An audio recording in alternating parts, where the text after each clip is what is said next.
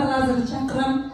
Чындыгында ушундай ийгиликтүү мырзанын артында акылдуу аял зат бар. Кыргызда сонун макал бар, вазир жакшы, хан жакшы, аял жакшы, эр жакшы депчи. Мен ушунчалык ушул совет зариналарга кошулуп жолугуп калганыма Аллахка чексиз шүгүр деп айтамын. Сиздердин азыр алдыңыздарда жүрөгүңүздөрдү ачыңыздар, угуңуздар. Менин наставнигим эл аралык семинарларда спикер, чек номер 1 Кыргызстан, канчалаган кыргыздардын кыялдарына жеткирген намуздуу жигит Кадыров Саят.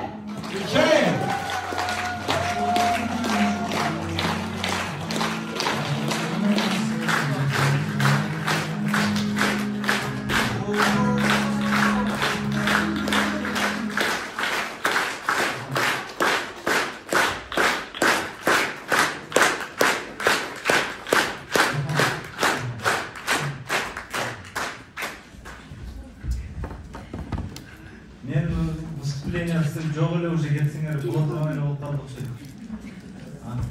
Бардыгын көрсөттү, айтышты. Бирок эч нерсени кошуп коеюн.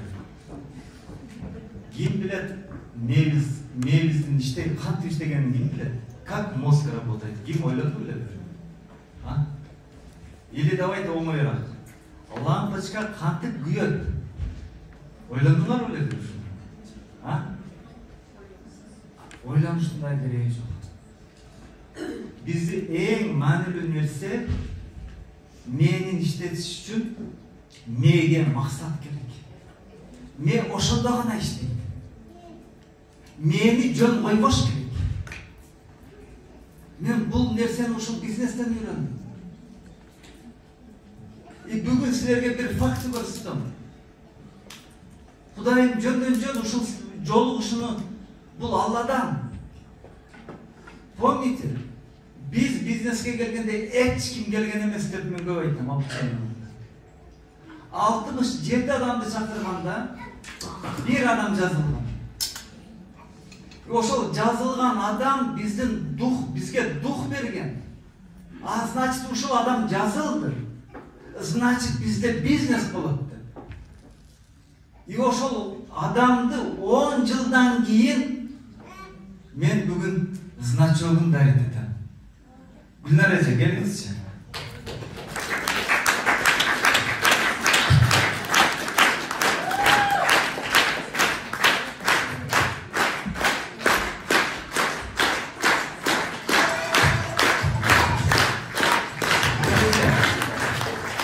Значокту мен дарит эткени я не имею права. Бирок как сиздин спонсорумуз, мен бүгүн кече офистен разрешение алдым.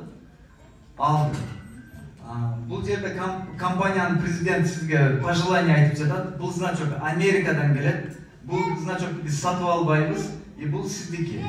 И ассистент супервайзерлерге биз бир штук роза дарит этебиз.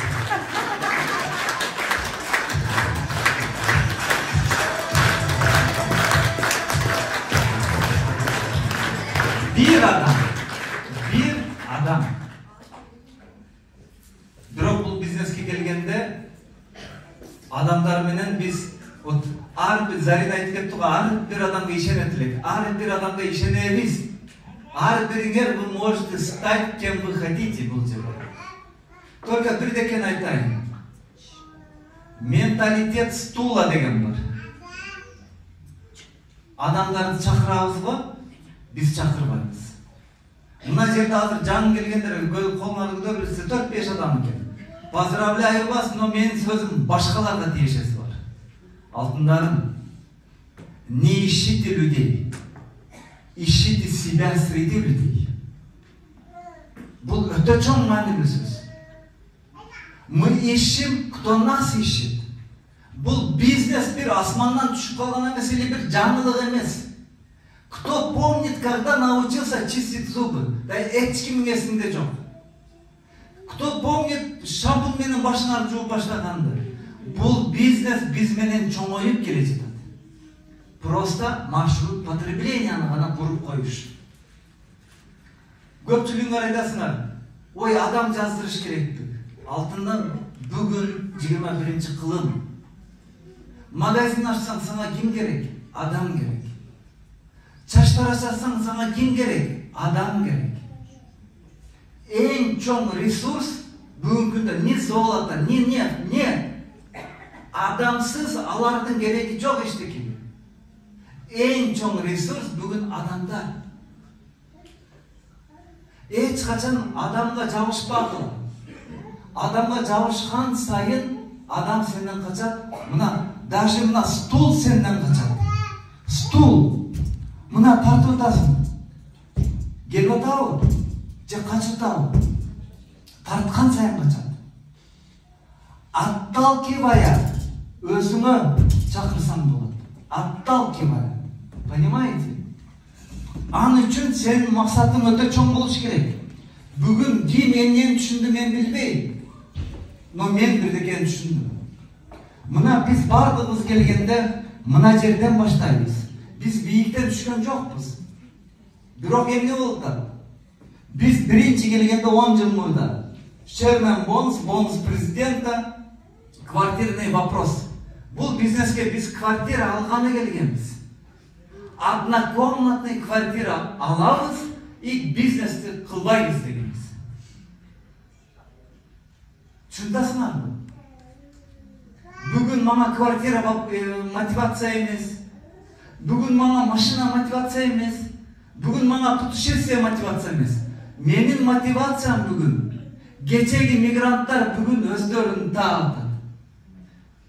Нургүл вообще красота.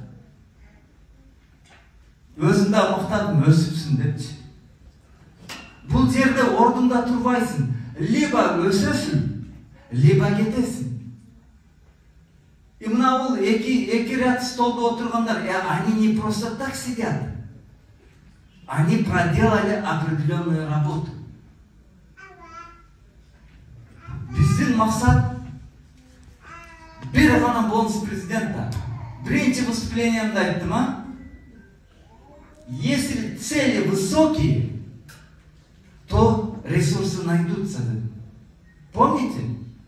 Биринчи выступлениемде. А силер көпчүлүгүңөр келесиңер дагы. Ой, супервайзер болсом болду, айына 15 000 алсам болот эле, пенсияма плюс или айлыгыма плюс, менеджер болбосам болот эле. Знаете, менеджер болосуң эчтеке кылбасаң дагы. Но менеджер, который не зарабатывает, бул андан өткөн жаман нерсе жок. Каким ты хочешь быть? Каким? Биз Айман экөөбүз, наставник экөөбүздүн выступлениябызды эң акырына койдук. Бул дагы бир стратегия. Эмне себептен? Кеткендер кетти, калгандар калды. Большой бир спикер ушундай семинар объявлять этет. Америкада $1000 билет. Ушунча адам келет. Saat 12'de başladı seminer. 12 oldu da hiç kim yok, ведущий да yok, просто сидят. За кадром да коем, за шторами да коем. За кулисами. За кулисами үн чыгат экен. Мы ожидаем выступающего. Saat 2 болот кем жок. Бүгүнкүдөй кофе брейк жок. Бүгүнкүдөй кофе брейк бул кыргыздар үчүн. Мен көпчүлүгүнө айттым, кийинки семинарда ар бириңе лагман берем депчи. Бүгүн кыргыздар тоюп өлүп атабыз, ачкалыктан эмес. Анан саат 3 болот, жок. Адамдар уже волнуются. Анан ведущий чыгат да айтат. Дагы 1 саат калды, жолдо келе жатат, пробки. Эгер ким күткүсү келбесе, акчаңарды беребиз, кете берсеңер болот дегенде 195 бизнесмен ордунан туруп чыгып кетип калат, 5 окумайт. Ошондо эшиктен менин кумирим, мен ал кишидей болом, андан өтсөм өтөм, Кудай кааласа, эшиктен бодошефер кирип келет. мен өзümdü ошол кишидей көрөм. Менин кумирим Бодошев. Ушу күнгө чейин. Анада экинчи кумирим бар экен. Кечегенде знаменитый актер өлдү го, Митку Чакраборти. Ыйладым. Көрсө ал да кумирим экен. Понимаете? Бодошевер кирип келет дагы. Семинар окончен дейт. Эчтеке болгон. Выносливостьты текшерет. И ошол 5 адамдын бирөөсү бүгүнкү күндө Саид Мурат Давлатов. Биз эмне кылып атабыз? Алдыңан да өтүп атабыз, аркаңан да өтүп атабыз, боковойда өтүп атабыз, үстүңөн да өтүп атабыз. Бардык факттарды көрсөтүп атабыз. Что тебе еще нужно? Максат койдуңарбы? Сразу перед вами выступает Сафир. Высокооплачиваемый Сафир. Я вот всем желаю такого уровня, как у нас Зарина. Поверьте, плохо не будет. Поверьте. Но бул статусқа кандай чыктык? Лидерлерден дагы бардыгыңарды кошкондо бизде аябай көп тоскоолдуктар болгон. Биз жок дегенде 200 жолу бул бизнестен кетип калганга причинабыз болгон. Кризис, адамдар келбейт, аферист и так далее, и так далее. Но биздин мээрибизде бонус президента болчу. Бонус президента и точка. Ни сафировый уровень, ни менеджерский уровень. Когда сенин алдыңа койгон максатың асмандай болгондо, сенде характер появляется. Характер. Эгер ой жүгүртүң өзгөрбөсө, кылган жумушуң асманга учуп кетет. Поверь мне. Мага ишен. Мага ишенбей да кое албайсың. Мен байдын баласы эмесмин. Мен просто атамдай болуп костюмшин кийге турган мечтам пайда болгон. Не үчүн Зарина айтып атат? Биринчи очередь Айман менен Заринанын задачасы разбудить менин мечтамды. А Зарина биринчи встречага барганда жолдошум барбы десе, жолдошу жок эле иштесем болобу дептир. А эмне десе, менин жолдошум тупой дептир. 20 жыл менин койнумда жаткан менин аялым менин жүрөгүмдө эмне бар экенин билген эмес. О чем ты думаешь? Эртеси бардым.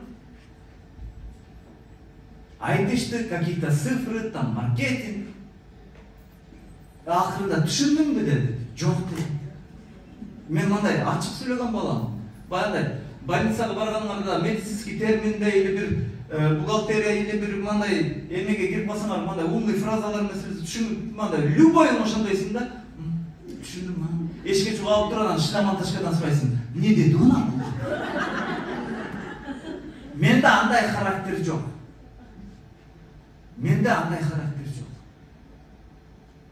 Вопрос берген, суроо берген адам убактылуу жинди. Суроо бербеген адам өмүр бою жинди. Мен всегда азыр Кудумайт Айман менин үйүмдө тынч отурабы. Каждый минуту через час вопросы. Потому что не дейткен деген, это сен ийгилик алып чыкпайт. Мына жериңдеги суроону берип салышың керек. Умный ответ аласың. А ошол бере турган сурооң өзүңдө калып кетсе, ал только глупость болот. Шунтасыңар эмнени айттым? Эмнени айттым? Мен дагы сизге окшоп костюмшун кийсем болобу деген. Потому что менин максатым кичинекейинен. Менин бир туугандарым бирөө да костюмшун кийген жок. Бирөө да. Но это не значит, что алар начар жашайт. Жок. Бардыгы средний жители Кыргызстан элинде средний жашаган адамдар, Кудайга шүгүр. Но мен атамдын жолдогум келчү эле. Мен атам чоң жумушта иштеген экен. Я не помню, мен 5 жашымда жетим калган балам. Но сүрөттөрү бар, галстук, костюмшин. И мен бүгүнкү күндө атамдын жолун бастым десем адышпайм. ошол костюмшым кием деп мен жашоомду өзгөртө баштадым. Биринчи семинарга бардым. Түшүнбөдүм. Биринчи семинарга барганда эркек эмес экенин түшүнүп келдим. Өзүмө окшогон бир ийгиликке чыккан адам чыкты дагы. İçkenin 80 сомдук арак дейт. А мен как раз пиво ичип аркада отурганмын тилягым. Эми мына эркектер түсүнөсүңөр. Биз кичине 50 грамм ичкенде геройбуз го, страх убивает. Девяткадан ичтим дагы аркада отурам, о акылбай отурган жерде, өзүм эркексиз. Ошондо айтып атат. İçkenin 80 сомдук спирт дагы геройсың. Үйлөнгөндөр тургулачы ордунадан, семейныйлар тургулачы ордунадан эркектер. Ушинтип тургузган мени, тургула. Үйлөнгөндө көшөгөнүн аркасындабы, алдындабы молдаке силерге махрыбы, махыр тууралуу айтып турам. Махыр абишет эткен эркектер тургула, махыр абишет этпеген эркектер отургулачы. Ошондо мына абишет эткендер 3-4-5 5. А кто не обещал, слава Богу. Силерге де сөз бергенсиңер, просто анын үстүнөн өмүр бою чыга албашыңарды билип отуруп атасыңар. Ошондо мен дагы турдум, бирок мен берген эмесмин да отуруп алган жокмун. Мен түшүнбөй калдым. Мен не дедим эле? Мен не деп сөз бердим экен депчи? Я не помню. И любой эркек 3 күндөн кийин унутат. 3 күндөн кийин унутат. Как будто все, это моя жена, все куда денется дегенчи. Это бедное мышление. Кедейлердин ой пикири ошондой. И мен турдум, карасам уже бардыгы отуруп алыптыр, отур эле. Бардыгы отуруп алыптыр. Мен турам, ойлонуп атам, потому что кичине масыракмын да. Койнумда жаткан, и мени карап сайып атат. Мен турам да, потому что. Ойгонуп сөйлөп, мени мынантип атыптыр. Койнумда жаткан аялыңдын берген сөз, койнумда жаткан аялыңа берген обещанияңдын үстүнөн чыкпаган сен эркексиң деди. Болду, семинар бүттү мен үчүн. Үйгө бардым. Зарина эшикти ачты. Кандай болду семинар дейт. Сонун экен. Айтып берчи дейт. Слова не передашь.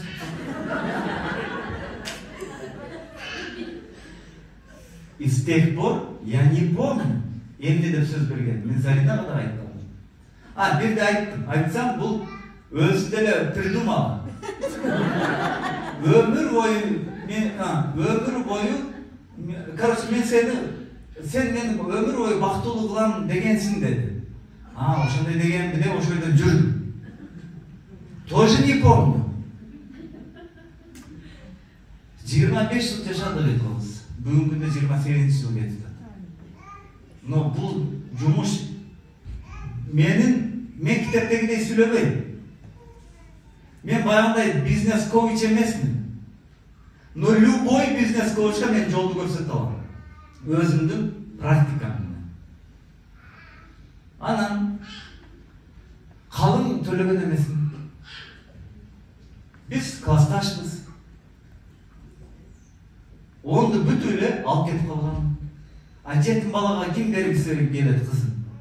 Бергиси келбейт. Мен азыр даже 35-40 дагы эркектерди көрүп мен таң калам да, вот мындай чечкиндүү эмес. Колунан иштери алып кетип калган. Эчтеке бербей, эчтеке жок. 25 жылдан кийин кайнене мен кайнатамдын алдына келдим. Ага жерде келип кетип атты. Уже кичине акча болгондо, эми кутулайын калыңдан деп келдим алдына. Карыз бериш керек. Мал сатып алган жоксуң да сен. Не деген мээнет менен чоңойтты бизге. Келдим, ата-апа, эмне кылып берейин? Силер бактылуу жашашыңар үчүн. Сен кайнатам уктап аткан жеринен секирип турду. Эмнеге секирип турду? Senin атаң уға Александр мындай сөзді. Кечіріп қойса, грубость. Говори громко, что ты делаешь. Ешкім айта алексің атаңа осы сөзді. Потому что жөндеуін қарайсың. Қайнатам, ушыл сөзің, Аллахым разы болсын деп батасын берді. Қайнатам, конечно, кішіне шүстірейді. Çünkü dostum, balam ушыл үйді кішіне ремонт қылып берсің, жақсы болып деді. Хорошо дедім.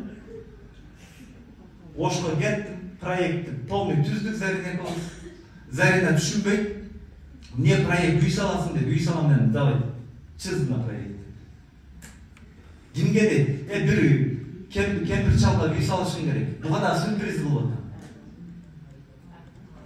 Son проектті үйді сал дедім, чтобы кемпір шал сөрінде отырады тапчанда, жазында. Что үйдің исінде салқында отырсын, ошале тапчанда. Қышында көшеге шықпасын дедім. Sonunda proyekti түзді. 4 ayda kayınnemden kaynatama 4 milyon so'm getirip 4 ayın içinde girgizip koydum.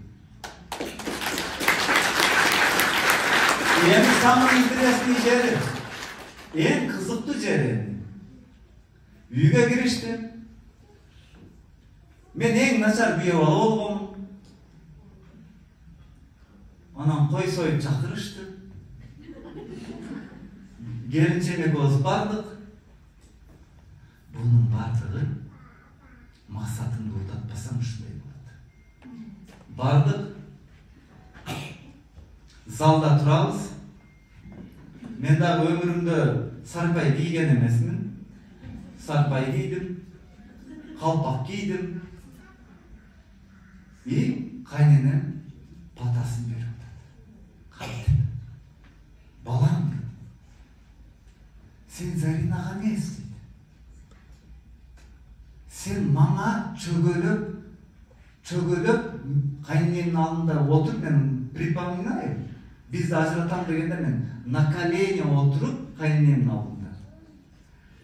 Егер апа қызыңызды бақтылы қыла албасам, 18 жаштағы баланың сөзі бұл. Өзіңді баға албай жүресің азыр. Бақтылы қыла албасам, бүтін бойдан алдыңызға келіп берем деген екен. Мен Заринаға емес, мен қайненеме сөз берген екен. И қайненем ейлап, балам, сөзіңдің үстінен шықтың, сен еркек екенсің деді.